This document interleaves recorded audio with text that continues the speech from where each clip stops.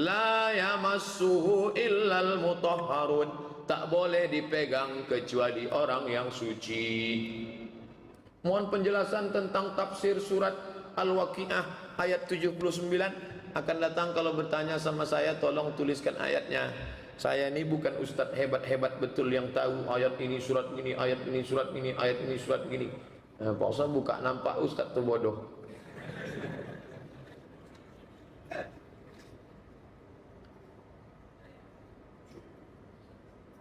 Sebentar ya, Bapak Ibu yang tak sabar mau pulang, pulanglah.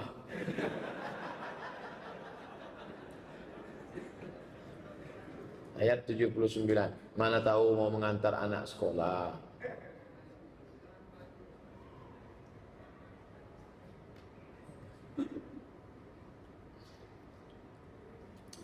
Ayat 79. A'udzubillahi minasyaitonirrajim. La yamas, itu ayat yang saya baca tadi. La yamassuhu illal mutahharun, tidak diboleh dipegang kecuali yang suci. Itu kan Al-Quran di Lauhil Mahfuz Pak Ustaz. Yang tak boleh megangnya malaikat, yang boleh dipegang hanya boleh malaikat. Itu penafsiran Daud Zohiri. Adapun Hanafi, Maliki, Syafi'i, Hambali, 4 mazhab, maka orang yang memegangnya mesti berwudu. Adapun perempuan haid tak boleh megang Quran, tak boleh bawa Quran, tak boleh baca Quran, tak boleh tawaf, tak boleh puasa, tak boleh sholat, tak boleh di masjid. Kalau ada ustadz lain yang mengatakan boleh aja tuh, kita akan tanggung jawab di hadapan Allah. Tapi saya tak melarang ikut pendapat dia. Ngaji sama ustadz Fulan, ngaji sama ustadz Fulan, tengok dalilnya.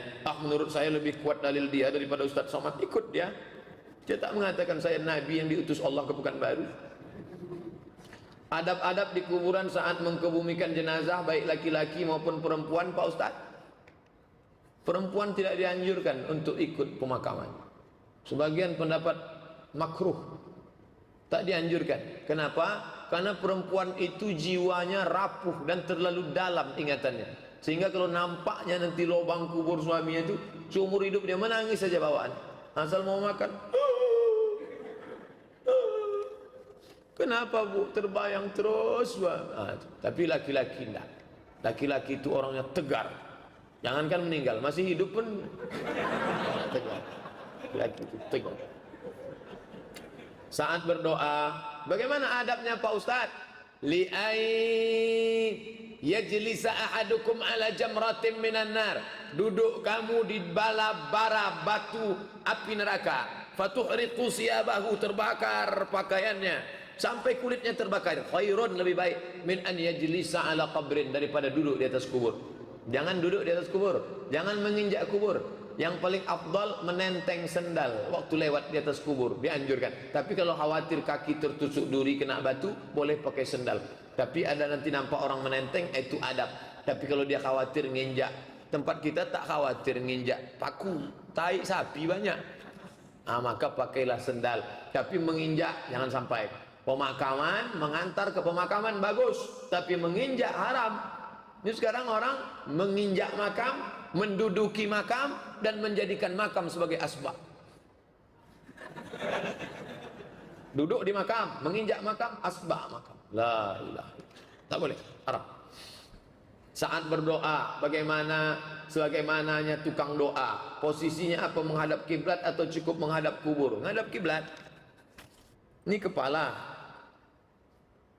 Kalau menghadap kiblat, ini kepala. Kepala, ini kaki. Maka di sini dia menghadap ke kiblat. Badannya di sini, kepalanya menghadap ke kiblat. Menghadap ke kiblat.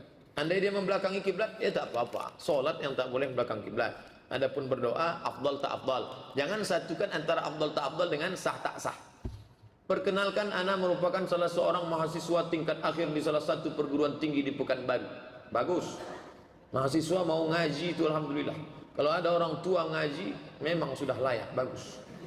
Begini, ana tinggal di Pekanbaru ini, ngontrak bersama satu orang sahabat ana. Tepatnya kami ngontrak di rumah saudara sahabat ana itu. Di rumah itu dia juga kakak adik kandung yang selalu tidak akur, selalu bermusuhan dan saling membenci. Pada suatu hari, panjang ceritanya nih bu. Suatu hari terjadilah perkelahian hebat antara keduanya sehingga sampai mendatangkan polisi untuk penyelesaiannya. Sengaja kami yang ngontrak di rumah itu merasa tidak nyaman karena ada satu pihak yang membuat kami tak nyaman. Ketika kami pulang kampung, orang tua kami ceritakan mengenai kejadian tersebut sehingga orang tua kami membantu kami dengan memberikan semacam obat-obatan untuk menyatukan kedua adik kakak yang saling akur tadi. Tapi obat itu didapat dari orang pintar, dukun. Man ataka hinan, siapa yang datang ke dukun, fasaddaqahu bima yaqul, ambil rambut abangnya, ambil rambut adiknya, nanti dibakar, disatukan, dibaca jampi-jampi, masukkan ke air minumnya, masukkan ke air minumnya. Habis itu dia akan akrab. Kenapa dia bisa akrab? Jin masuk ke dalam hatinya, akrab, akrab, akrab, akrab. Jin yang memisahkan, yufarriquna bihi bainal mar'i wa zaujih, memisah orang suami istri, memisah orang adik beradik. Yang satu lagi menyatukan yang sedang bermusuhan, mahabbah. Kan baik Pak Ustaz, apa salahnya? Ibu lagi ngapain, Bu? Nyuci. Nyuci pakai apa? Koncing kudo.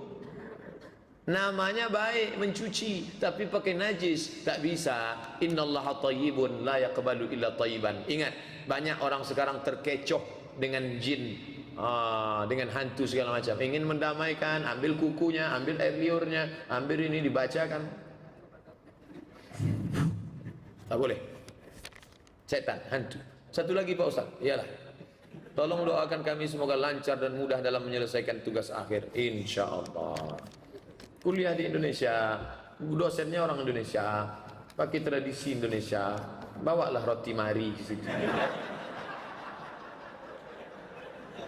Jadi kawan saya ini tingkat 1 tak lulus usul fikih, tingkat 2 tak lulus usul fikih, tingkat 3 tak lulus usul fikih, tingkat 4 tak lulus usul fikih. 4 tahun 1 mata kuliah tak lulus, tak pulang.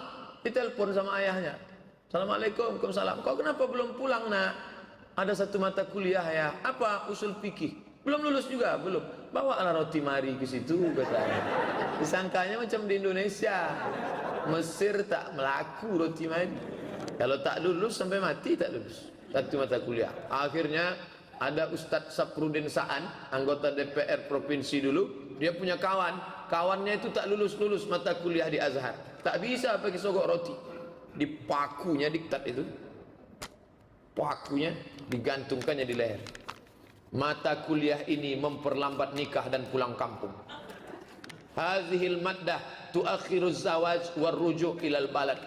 Berjalan dia di Azhar, dipanggil sama Syekh Azhar.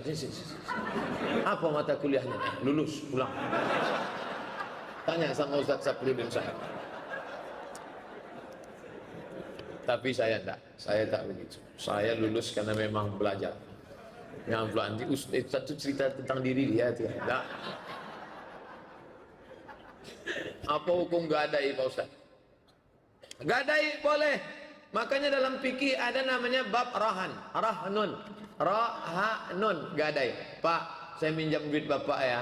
Ya, nanti saya bayar tanggal 1 Januari. Itu namanya dain, hutang. Pak, saya minjam duit Bapak ya. Berapa? 10 juta.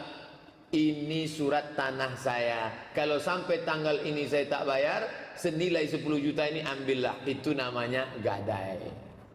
Kalau pinjam tak ada jaminan. Kalau ada barang jaminan namanya gadai. Yang jelas terdapat bunga seperti gadai BPKB. Kullu qardin jarra naf'an fahuwa riba. Setiap gadai pinjaman yang mengambil keuntungan maka dia riba. Kugadaikan surat kapling sawit saya 2 hektar ya. Ya. Selama duit tak balik, hasil diambilnya terus. Karet gotah, sawit, kelapa hibrida, riba. Kullu qardin jarra naf'an fahuwa riba. Tapi udah